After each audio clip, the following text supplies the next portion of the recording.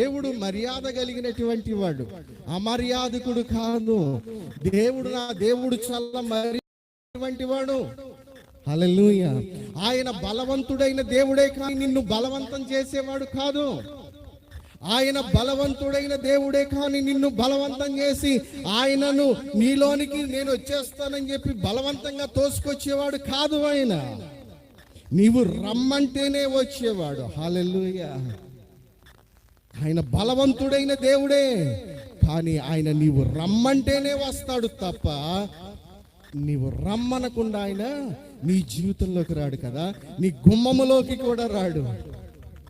ఎందుకు తెలుసా? ఆయన చాలా మర్యాద కలిగినటువంటి దేవుడు ఆయన. హల్లెలూయా. కనుకనే దేవుడు సెలవిస్తున్నటువంటి మాట, దేవుని కొరకు మనం ఏం చేయాలి అని అంటే, మన హృదయాన్ని తెరిచి దేవునికి మనము హృదయంలో చోటిస్తే,